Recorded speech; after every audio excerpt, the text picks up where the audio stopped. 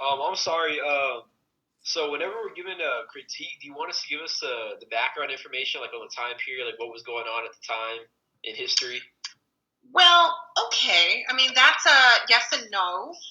And again, critiques pull out what you're seeing. So if everything just looks like, when you want to say, like, this just looks like basically war is happening in heaven, but that is maybe reflecting a lot of the tensions because there were, religious wars and wars with France during this time. So, like we were seeing a lot of violence during this period. That would be like a chef's kiss, spot on observation of this critique, right? If you were just like during the Mannerism period, there was a lot of conflict. That's not an art critique. That's a book report, right? So it's connecting sort of what you're looking at with what it's telling you about the context. Does that make sense? Yes, ma'am. Yes, ma'am. Thank you. Awesome. Like you're gonna be like chef's kiss A+ing these critiques because you got to bring it back to what you're looking at because it has to matter for why that matters to what we're looking at. But yeah, understanding that like we were in a very tumultuous period of violence during this time. Rome itself, where this painting was like, when an invading foreign military comes in and like starts burning shit, that's not a fun place to be, right? So this can be kind of some of that social commentary on violence, what it's like to be a Roman living in the streets during this time. We're going to get into a little bit of detail that Michelangelo wasn't like real happy with the Pope at this time. He had a lot of anger issues with the man himself, although he certainly took his money, didn't he? So there's a lot going on, but if you're seeing it, like if some of this clicks with you for how you're seeing that in the art, then that's the right thing to bring up. You don't have to bring up all of it, but where you're seeing that. Like this to me looks like he has to have been a real person on a street in a real riot to have imagined a riot like this, like where people got killed from trampling and fights and stuff. You can't imagine that accurately. Yeah. Just your opinion, do you think that there are tertiary colors like on the bottom right? Because you said that there are tertiary colors with these paintings. So like, yeah. Do you think like will the bottom right be considered like tertiary colors or no? Yeah, let's kind of zoom in here. The skin color here is kind of like a weird bilious greenish yellow beige.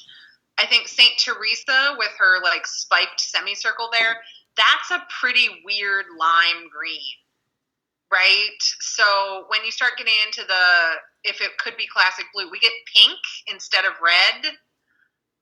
So where you're getting like pinks and pastels, and this is like a weird avocado green. Like nobody's just got like a primary blue and yellow makes green thing going on. We've got a little bit of primary blue. I don't know. Can you guys see my cursor? Yeah, I can see your cursor. Okay. Yes, ma'am. I see some, and then it freezes. So we got some primary blue going on. We certainly have some in the overall background, but if you look at the fabrics, they're weird colors, right? We're not getting like reds. We're getting orange and like this like weird apricot color and this weird avocado, and like that is like a vomit lime green. So yeah, those are tertiary colors. Like as soon as we're starting to get into like anything that looks weird is, that. So yeah, we totally got some tertiary colors going on here, like well spotted. Mostly if you see somebody in an ugly dress, you're like, damn, that color's ugly. It must be Mannerism. Anyway, but yeah, so those are absolutely tertiary colors.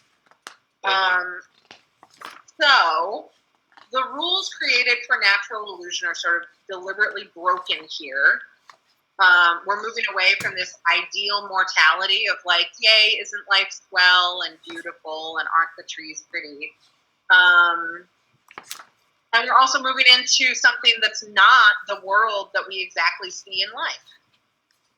Obviously, hopefully none of us are going to be standing in this situation on Judgment Day. But this is not a scene that you could have seen in real life, right? Unlike, I don't know, little baby Jesus and John the Baptist and Raphael's Madonna, where it's like the Madonna is standing there and she's got the two little babies playing in the meadow and whatever. Like, that could have been like a photograph. That could have really happened. This, like, nobody's seen this before, or God, I hope not. But sort of capturing moods, right? This is like angry and chaotic and stressful and violent and weird, uncomfortable. Like, you wouldn't want this as a mural in your bedroom because, like, way to be angsty, right? So you've got, it's expressing a lot of real moods without being photorealistic. Does that make sense? I hope so. Yeah. Let's move on to another piece, because they don't all have to be weird in the same way. I've got a term for you that is a mannerism term. So again, you've got this knee-jerk connection thing going on, where Da Vinci is sfumato. Mannerism, figura serpentinata. That literally means snake-shaped figures. So, contorting the body in weird ways. And this guy in the front is a perfect figura serpentinata. Notice how he's like, right, left, right, left, right. Like, he's stretched and contorted in a weird way to kind of create S-curves. So contorting a body and twists to sort of make it awkwardly into S-curves is figura serpentinata. And that is very specific to the Mannerism movement. And we're going to see that from a lot of artists. But it's one of those key, if you're seeing figura serpentinata, you're also probably seeing some other weird stuff going on. It's going to be that Mannerism. So, unperfected. Notice here how the artist's name is Pellegrino Tibali. Pellegrino is a place where the famous sparkling water comes from. But yeah, so we're used to, Leonardo da Vinci is from Vinci. All right, so notice here how he did like a perfect foreshortened angel, where like he really looks like he's flying in at that angle, and he like nailed that. It's not that he doesn't know how to do realistic perfection. He's just now deliberately totally breaking all the rules that Raphael would have said, this is how to create a composition. Not too crowded, mind you. This is very crowded. Does this look like any adoration scene that you've seen yet? Answer is no. No, because this almost, again, looks like a mob scene. Like, if I was a mother and had an itty-bitty baby and it was supposed to be like a meet-and-greet baby shower and people are getting this freaking handsy and crowding, I would this is when the rock star needs to leave the stage because the crowd is out of control, right? It's weird. It's claustrophobic. As a mother, I am deeply freaking uncomfortable right here. It's crowded. It's claustrophobic. We've got, again, some of these, like, look at that dude's leg. Like, why is it green? This lady's cloak is, like, piss yellow. We got weird color choices. We then also have pastels instead of anything else. And it's crowded, it's claustrophobic. We've got these twisted figures in very unnatural poses, awkward positions. Like, can you imagine having to sit as a model for any of these characters? Like, none of that is like a comfortable position to hold. So that also kind of gives you like off-balance movement, right? Like, nobody is just like standing like that in the background there all the time. That lady is like hunching over, but none of these are poses that you would just be chilling in for 20, 30 minutes. So they're all kind of indicating movement, imbalance. Somebody's either about to fall over, about to run forward. Stuff's changing. So odd angles, awkward positions. Notice also that we don't have any of that comfy foreground. See how this lady's toe is like right at the bottom corner? We got this stuff here. There's no foreground. Like we are zoomed in on this scene. Remember from the first week, we talked about one way to engage you was to zoom in a bit to crop the scene where you got like stuff happening on screen here that's sort of spilling out, to zoom you in closer to the action, not give you that sort of comfortable space between you and it. I wouldn't say anyone is actually engaging you in here, but they've used that move to sort of push you a little too close to this crowd to be comfortable, right? Like you can see a mob scene on TV from the comfort of your couch eating popcorn and be like, oh, terrible things that's happening in Somalia today. But like if you were standing in like a shop door and like shit started to kick off in the street and somebody's like, hang on, and they shut the door with you on the other side of it, like out in the street, it would start to like cause the panic, right? That's kind of what's going on here. They've pushed you sort of into the scene by getting rid of that comfortable foreground.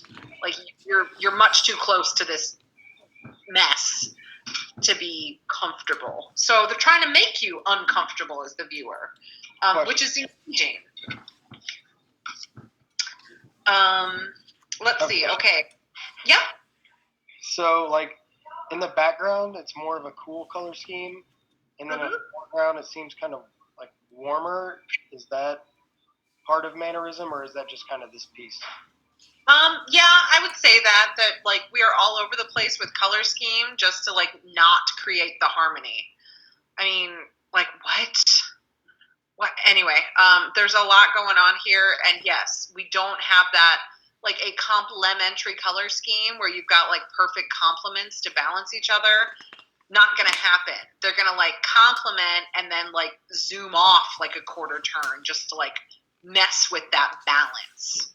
So yeah, good eye that you're like, I don't know, we get some like coolness and then we get some warmth, but they don't seem to like match up as opposites on the wheel. I'm not feeling that like harmony. And that's deliberate in this composition, in the choice of colors, all of it. Distortion.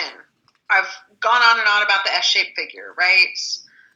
We got pastels, we got tertiary colors, we have not sort of that obvious complementary or analogous color scheme going on. The use of space, it's very shallow, right? If you were going to have this crowd of people in a Renaissance piece, we would need a lot more depth to fit them in. But instead, everybody's like climbing on top of each other, and we lost all of our foregrounds. We're like part of this climbing on top of each other crap. It's very cramped. It's very shallow. It's very artificial.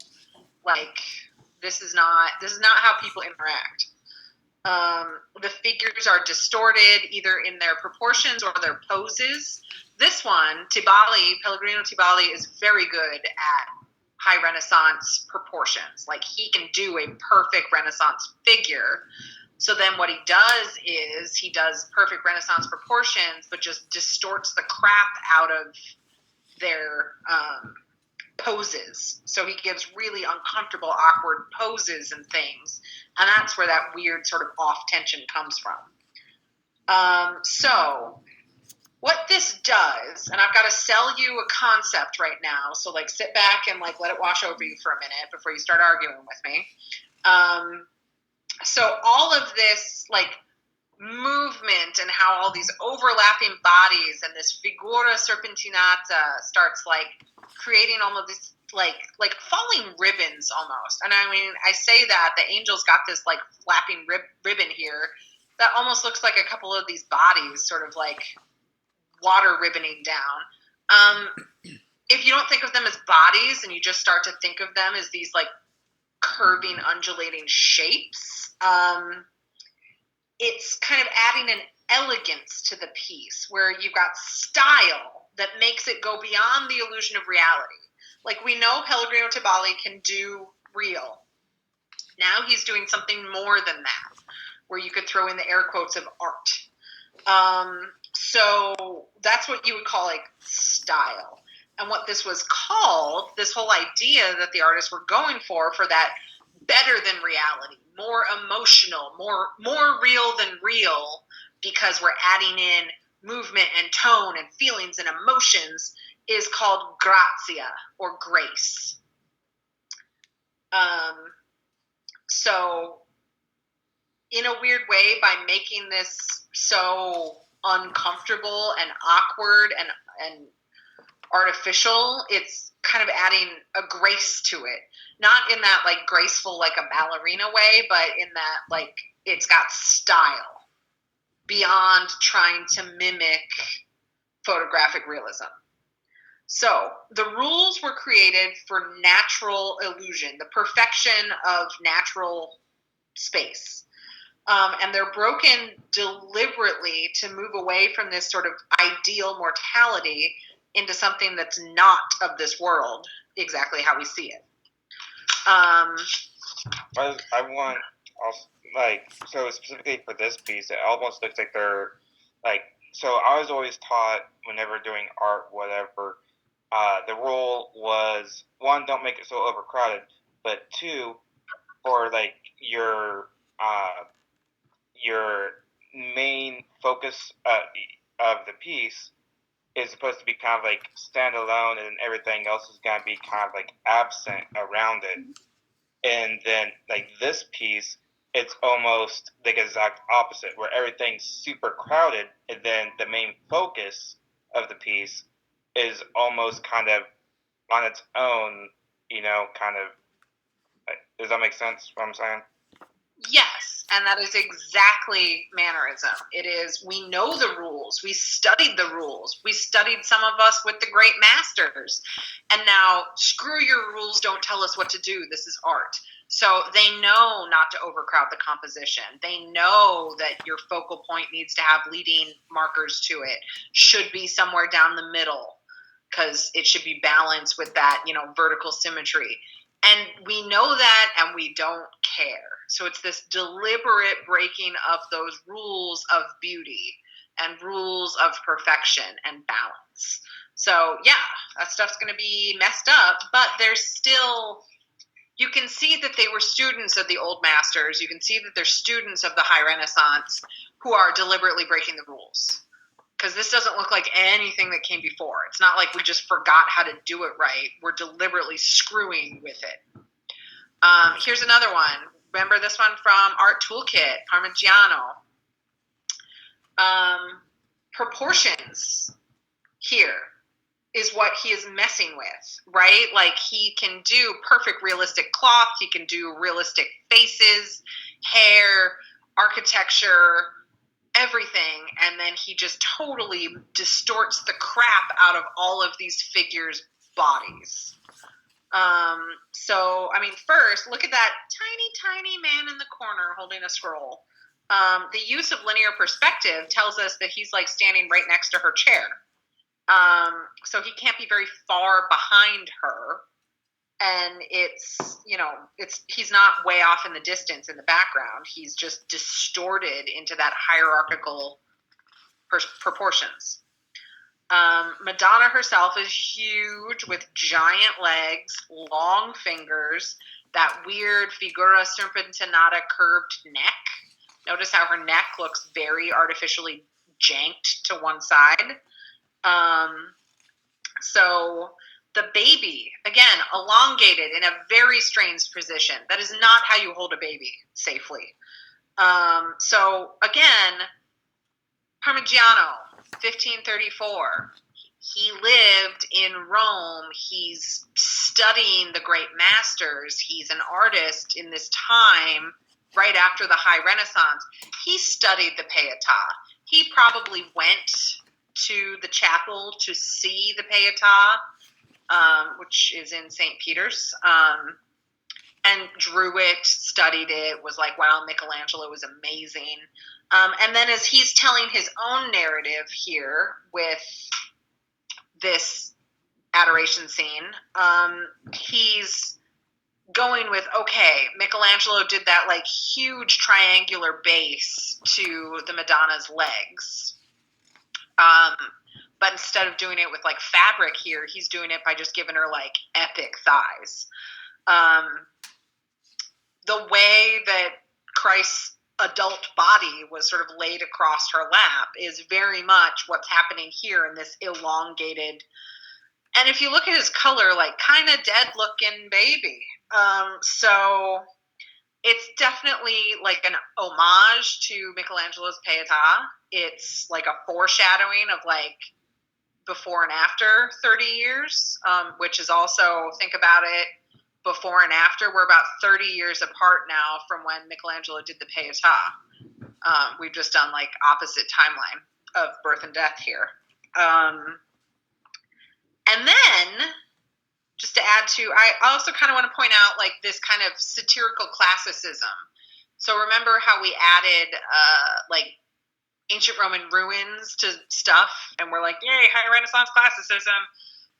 He did it here almost as like a satire, right? It's obviously a very artificial just set piece.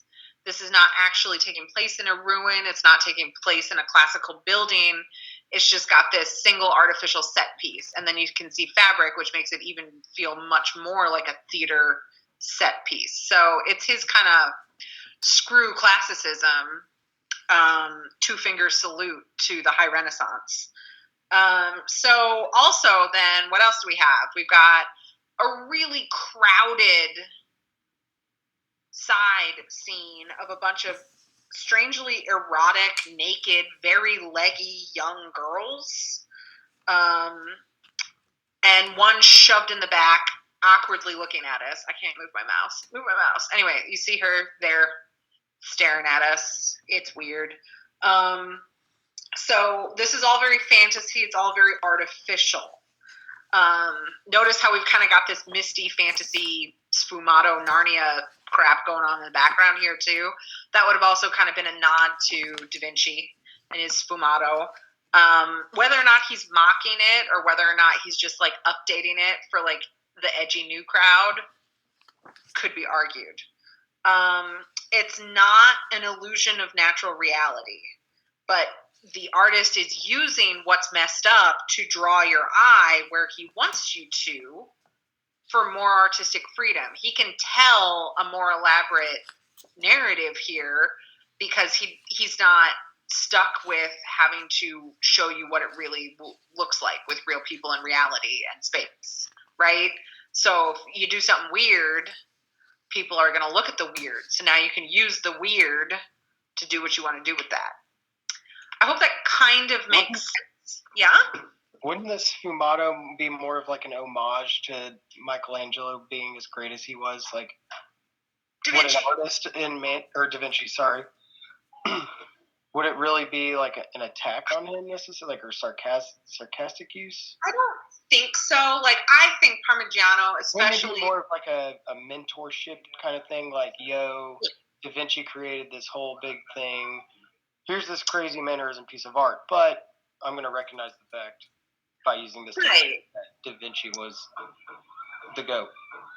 Yeah, I agree with that interpretation because, I mean, obviously he's learned so much from High Renaissance that he isn't giving up. So we've got this Michelangelo Pietà homage as our Madonna scene, and then we've got this Da Vinci sfumato background as an homage to the other greats. I think that, yeah, you're right. Like, I don't think he's trashing it. One thing, okay, here's an example that you may argue about, but this is how I kind of make sense of it. And after class, you can go look them up and decide for yourself. But okay, so Michael Jackson's Smooth Criminal. I am of an age where that was a really cool, like edgy kind of like hard guitar song. And we all remember it as being so cool. And then in like 2000 something, Alien Ant Farm did a cover of it where they just like made it more guitar and faster and louder. And it's like they updated it to be as cool as the original was at its time, but now if you listen to the original, it seems a bit slow and a bit grandpa. So Alien Ant Farm just redid the original to make it everything we remember it to be, but for the modern taste. And I wonder if that's kind of what Parmigiano is doing. He's kind of like edgyifying Da Vinci and Michelangelo again for like a new crowd, a new style, a new taste. So yeah, but again, this is where experts can argue about what's going on here, and the fact that you can kind of clue in and have your side that you would take in that argument means that you're getting really good at this art critique business, guys. All right. That actually makes a lot of sense, and totally, like, I can see where you're getting at. Like, it just, when you say that and I'm looking at the different ones, that kind of, like, I get that feel that you're saying. But like, when this used to be shocking, but now it's your grandpa's art, I gotta show you how cool it was to the people a generation ago. Yeah. Yeah. The Alien Ant Farm of the Michael Jackson. Anyway, El Greco. I love this one because it's so very Mannerist in yet a different way. So you see that, like, this still looks very high Renaissance when we have our Parmigiano's faces and his color palette and the way he is doing his, like, fabric studies and things. So he's taking a lot from the high Renaissance and then just, like, very much jacking with proportion and composition and balance and things. El Greco, he's moved to, like, kind of these hyper realistic faces that also get distorted. And to me, this looks really modern. Like, this looks like something that would have gotten, like, churned out in that sort of, like, Catholic commentary art of the 1970s or something, right? Like, this is way off the beaten path. This is pretty edgy considering what we've looked at now for the last 6 weeks / 300 years. El Greco is just like, I don't know, maybe it also reminds me of the 70s because we've got a lot of, like, avocado and pea green and, like, pink.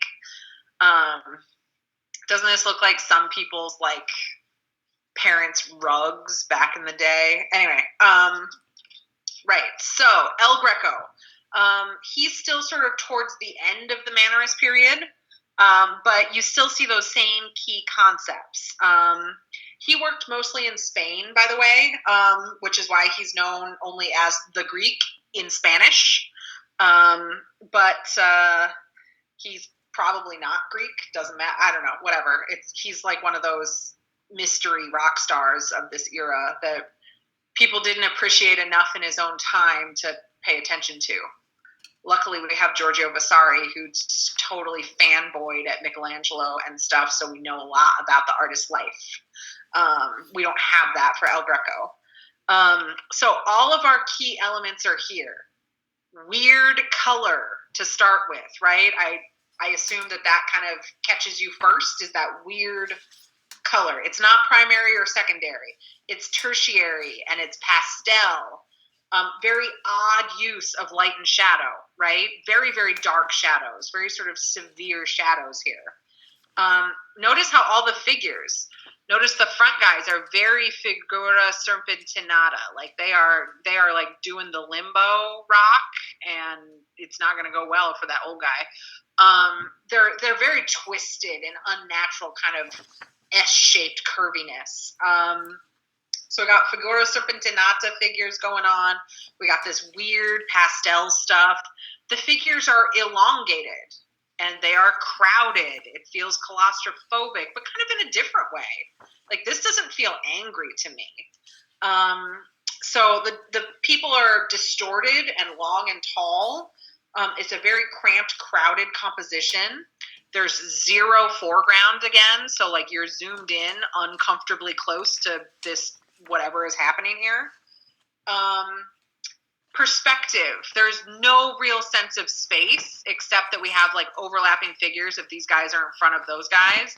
And then we almost get, like, a shadow of a dome. So it's like we've got an archway or a dome going on here, but those are the only hints at a sense of space that we've really got. again, very cramped. Your point of view is slightly too low to be on like ground with them, but you're not worm's eye either. You're just sort of like off from correct. It's like kind of a deliberate trippiness for you to still be like moving your eye around to figure out where you're supposed to be. So yet with all of this sort of deliberate distortion, overcrowding, sour color palettes, there's something kind of pleasing about this piece. And I would say that this is a great example of that grazia or grace. Like these figures like don't look like real people, but there's something sort of like elegant about them. With these little, and again, that flame of light, we've got the dove here, and then we've got these sort of little flames. It might be like the flame of divinity that's touching these people. To me, since they're so long and skinny and they're packed in there, like crowded like that, anybody been to like, I don't know, somebody's house that has one of those like Mexican Catholic altars that has those long skinny glass candles and they stack them all up and they light them. And so it's like this little like chunk of lit candles that are like long and skinny in those glass jars with like, you know, Madonna, Guadalupe, and Jesus on the front and stuff. This 100% just reminds me of either the candle aisle at my Mexican grocer that I used to live next to, or since they're all lit on that altarpiece. Like they're tall, skinny, sort of cylindrical, stacked, boom, boom, boom, boom, boom, all right next to each other. They've all got the little flames going on. And I don't know, to me it just seems like a very happy little like long, skinny candle altarpiece, which is fun. It kind of reminds me. Do you remember those like little sketch or not sketch? Those scratch like magnetic scratch pads you did in like elementary school that were always like neon rainbow colors or whatever. Like it is all black, and then wherever you scratch, it turns a different color and whatnot. That's what this kind of reminds me of. Yeah, you get that like deep black background, which is chiaroscuro. Yes, that's right. You learned that word for a reason. Woo! You just got that blackness, and then these sort of extreme colors coming through. Yeah. And those aren't usually meant to be quite realistic. They're meant to be quite, I don't know, shocking colors. Like they're exciting because they've got that brightness against the blackness. But you've got those elongated figures. It's a very overcrowded composition, but there's nothing sort of ugly or violent about this one. I think all of those distortions make it quite beautiful. And so this is kind of the first one that if I were sitting in your seat and I was trying to sell you grazia or grace as the mannerism distortion, this would be the first one where I would start to buy it. So El Greco's Pentecost, I think, is just beautiful, but it's got this like little lined up candles sort of feel to it. And the colors, even though they're weird tertiary pastel weirdness, aren't ugly. They're kind of festive. I don't know. Yeah. I had a question real quick. When it comes to these color schemes, because I know like when you look at them, they have that appeal of complementary colors, but you know, you use the word sour.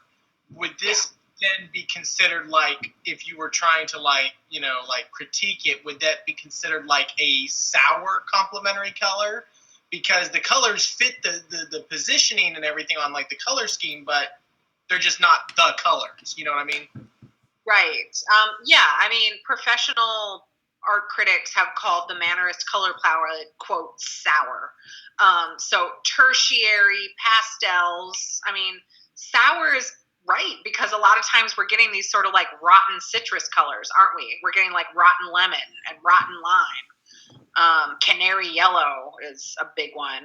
So yeah, I mean, it works for the professionals, and if reminding you that it is just a bit sour works, then yeah. But they're tertiary colors, they're weird choices, they're often pastel just to be different.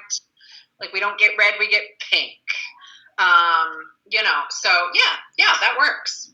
Also, I think this really plays into your Alien Ant Farm Michael Jackson analogy, like better than the other piece, where like this is like heavy metal compared to the Michael Jackson of the Renaissance era. Like this is no joke. Like we're rocking out here. Right.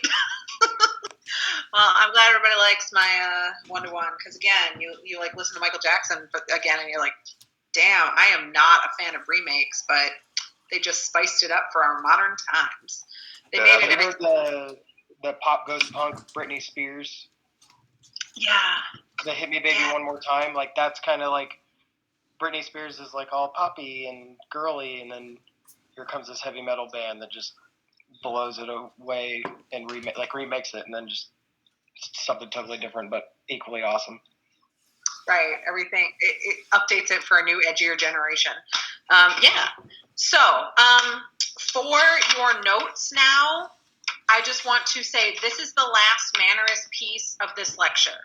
So bookending, we're going to look at some Baroque pieces now so that I can show you how this sort of awkward, edgy, reaction, teen mohawks and spiked jewelry kind of time period was necessary before we could get the Baroque, which is a lot more refined, a lot more elegant with purpose, because we could not have gone from point A to point B directly out of the High Renaissance. Like we had to learn how to do drama. We had to learn how an image can make you uncomfortable, right? We had to learn how to paint emotions rather than just what we see. So in your notes, just don't, this point, like draw a line. The ones that we're looking at now are not Mannerism. We're going to look at 3 Baroque pieces now, just so you can see what happens after. We're going to look at all of these again when we get to the Baroque again next week, okay? So just draw a line so that you don't get confused, so that we are moving into looking at some Baroque images now. So when we go to do our piece of, like, typing, doing our critiques or whatever for Friday, don't do a critique over the pieces that we're going to be looking at now. Right. What you're about to see next is off the table. Got but it. not in a creepy way. So, all right, we've got another list here. And then when we watch the documentary, like everything we look at in the documentary is back on the table again. So this is just this, like, put your pencils down. I mean, you might want to have your pencils up just for like concepts, but don't write about these pieces by name and title and stuff in your notes so that they aren't confusing when it comes time, right? Cool. So again, Mannerism, we break the rules of classicism. Baroque is like, you know what? Like classical high Renaissance, not so bad. So let's just bend the rules to suit our needs. Mannerism, like scales, proportions, distortions, we went abnormal, artificial, weird. The Baroque goes back to like classical, realistic proportions. They go back to sort of that appreciating the classical human form again. Mannerism, we did the weird color palette. Baroque is back to sort of that high Renaissance, basic primary, secondary color palette, but I would say darker. Like, what's that joke about, like, we had superhero and comic book movies, and then in the 90s they, like, but darker. So, like, we had Batman. We had the Bam Pow Batman, and then we got the, like, what was it, Christopher Nolan? We got the Dark Knight Rises, and it got gritty. So the Baroque adds that grittiness and drama. So we do whatever we're doing to create drama and intensity. So we're taking sort of the beauty of the High Renaissance and that perfection, and perfecting the human form and perfecting the use of colors and balance and things. And then we bend those rules to suit us to just do the most dramatic, intense thing we can do. Okay? So that's what the Baroque takes from Mannerism, is how to create that drama, how to create that emotion, how to mess with it to get the right results. And so then they're like, okay, cool, we can go back and like copy High Renaissance, but like way more drama. Tenebrism and impasto are two techniques that we're going to talk about when we get to Baroque. So, we'll deal with that in a hot minute. But I just want you to see how the pendulum sort of swings by giving you this little taste of the Baroque. The end of Mannerism and the beginning of the Baroque overlap. So unlike when you're looking at the date of an image and it's like 1508, obviously that's High Renaissance. 1534, obviously that's Mannerism. You don't even have to see what the painting is. Not so much for where Mannerism and Baroque end, because there's a couple decades where people are just doing their thing. Caravaggio only painted in the Baroque style. He's, spoilers, the next slide. But he painted the one that we're going to see next in 1600. So there were plenty of Mannerist artists still working in the Mannerist style as the Baroque is starting to emerge. So we're swinging back around to incorporate Renaissance classical proportions and perspective and composition. But we're carrying on with that momentum of grazia, like art creating style and expression that Mannerism gave us. Okay, Tenebrism.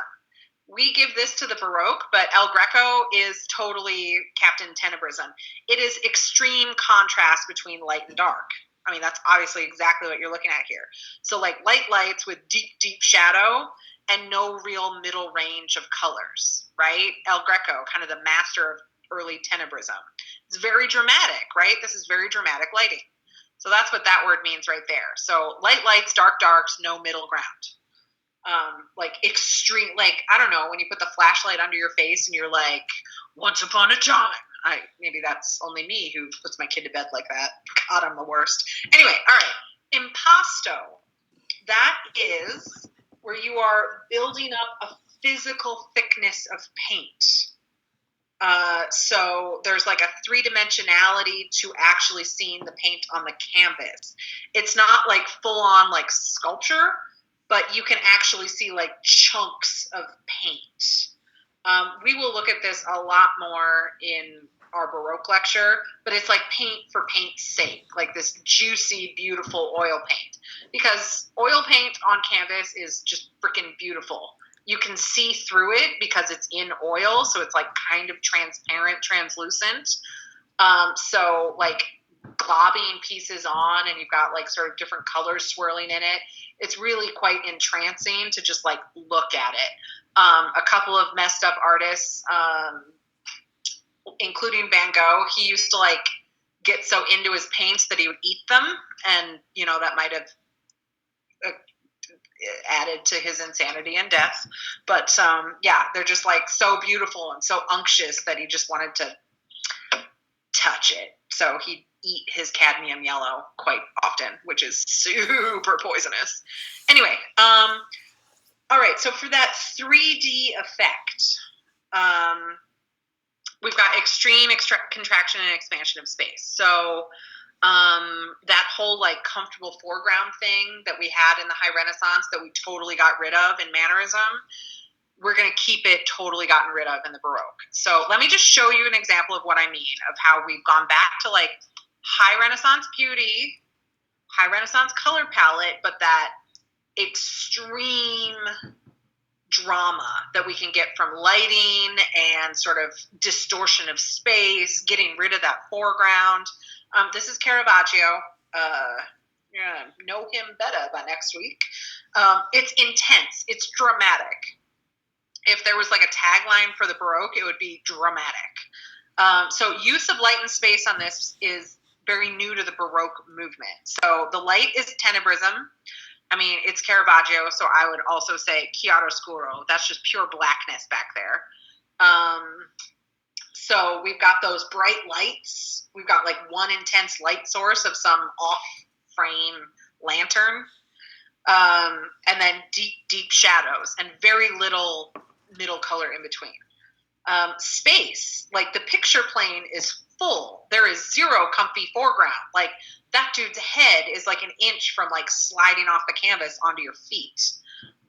So it goes sort of beyond that mannerism, removing your foreground just to like get you closer to the discomfort, to like actually sort of pushing the action right into your lap.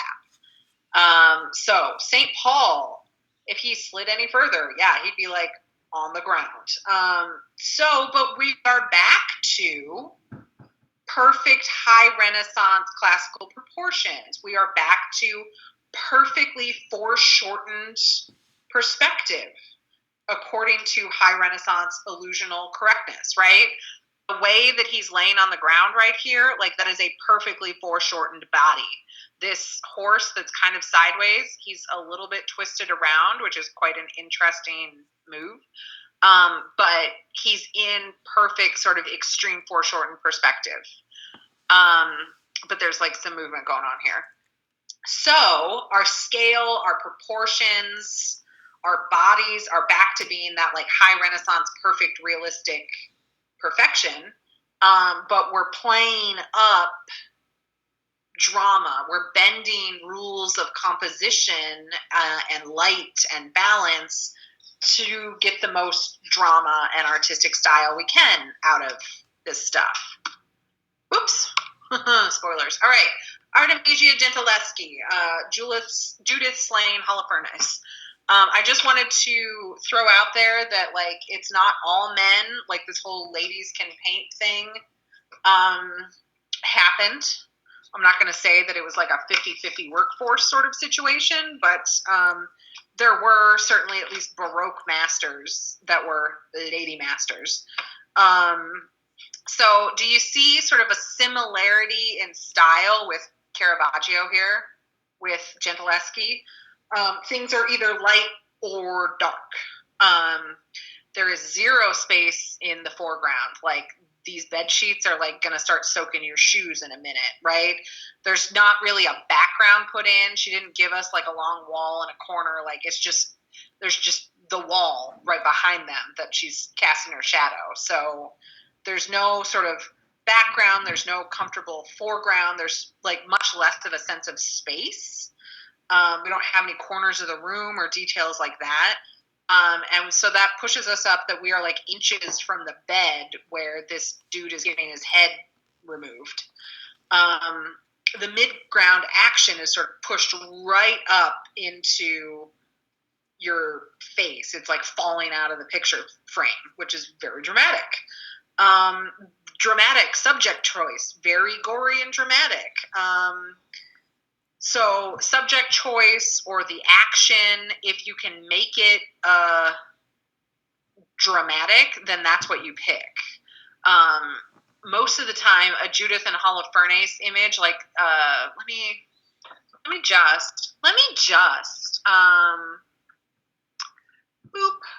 me just find, oh my gosh, we're at 27%. I've got to plug in my computer. Michelangelo. Do you think that, because you said this was a female painter, right? Mm-hmm. I did that one. I'm assuming with this being way back in the day where, you know, men basically ruled the world back then, do you think she would have gotten in trouble for painting a piece to where, like, it was a woman killing a man? No, because again, class has a lot to do with female freedom. So if you're a rich dude's daughter, then is this going to be bigger-ish? So I hate to say it, but like, that's the middle.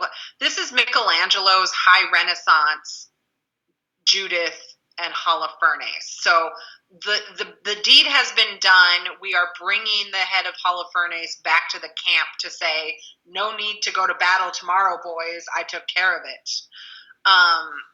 But see how it's very bloodless, very ungory. We've hinted at the thing. It's just not that, you know.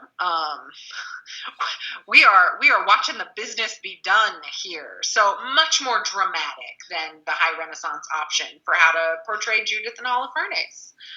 We all know the story. So the one with like his head's on a platter that his maidservant is carrying, or her maidservant is carrying, we get that the thing happened. Whereas this one, there's no need to imagine any of it. Just Drama. ready to serve it up. That's right. So, the composition is also like diagonal. Do you see like the directionality of this piece is like 45-degree angle? It's not people standing upright. It's action. It's sideways. So we've got the classical high Renaissance scale and proportion of the figures. Holofernes is very nicely foreshortened here. Great attention to like the fabric is very like Renaissance detail. Like you can tell the difference between this sort of like heavy cotton percale that she's got here and then like the very gauzy linen of the bed sheets. Like you can literally tell the difference in the thickness of the fabrics because they're painted in that much detail. So it's not just like, woo, everything's out the window, but we've taken it and just bent the rules to go for the most drama. All right, let's have our last slide of my soapbox for today.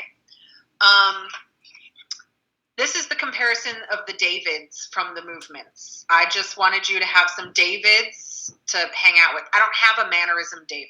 I'm sorry. But let's look at how we are portraying the exact same story and the exact same character in the three different styles. And I think these sum them up so perfectly because it's telling you so much about the culture that they came from. And these are all from the same town. And you can see it's just like within 1430 to 1630, like within 200 years in the same town. So the culture has changed that much, but it tells us so much about what's going on. All right, so Donatello, I think I hinted at him last time, that this David, God is obviously on his side because divine intervention is clearly the only reason that this skinny little child slayed a giant. So you can see he's got his foot on the head with the helmet on of Goliath. So this is very much that sort of like divine, God is on his side. It's a scene of victory, right? He's standing on the severed head. The deed is done. It's, I don't know, the rest period afterwards. Like, yay, golf clap. All right, here, humanism, Michelangelo, 1501. You've got David. This is, he looks fit enough to be able to get this job done. We've got the expression on his face. We've got that determinism there. You can see he's got the slingshot over his shoulder. He's holding the stone in his hand. He hasn't killed Goliath yet. This is the moment before he goes out in the field to down the giant, and you've got all of the faith in him that he can do it because he looks like he can. Like, do you see that man's eyes? Like, the rest of it. So he's muscular, he's able-bodied, he's getting ready to take down a giant. He's got that confidence, and that makes him a mighty adversary. Like, he looks badass enough to be able to do the thing. So, yeah, all right. So this is the moment before he walks out in the field. If we're picking, just like Artemisia Gentileschi, you've got to do the Judith and Holofernes. I don't know. Do we show her, like, holding up the severed head back at camp? Do we show her smuggling it in? No, we show her cutting his head off with all the blood because this is the Baroque and drama. So we've got the after the deed standing on the severed head. We've got the before the deed, like, there's our champion, and he looks real. Bernini, for our Baroque version, he's also muscular and able-bodied like David, but we've gone for the most dramatic choice of subject, the actual swinging of the slingshot. So we've got all this movement. You've got upright standing, contrapposto. Remember, that's all your weight on one leg. Upright standing, contrapposto, all his weight on this leg. Here, you've got this mid-action, total in-the-round swing that has so much more movement. It's a spiral body curve that twists around himself. It's very dramatic. Does it look like ancient classical Greek sculpture? Hell no, because we don't care about that anymore. We care about drama and beauty and style and elegance. We're not mimicking anybody. We're just taking everything we learned and doing cooler things with it.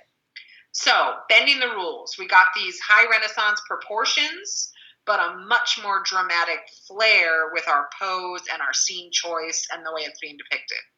Does that make sense? In order to get from here to here, we had to have the mannerism movement. That makes sense. One quick question. With Bernini, would that still be contrapposto? Because like all of his weight is on that front leg, and then the back leg is kind of like kind of in the air, like he's on his toes there. No, contrapposto like deliberately needs to be that like standing upright, like relax. Okay, so you shift your weight to one leg. So you still got to be like, standing upright with all your weight on that one leg with your hip kind of out. So the minute somebody's like, just chill, we'll be waiting here for a while, and you go like, that's it. So if you're in the middle of like staging up for something, that's not contrapposto anymore. All right.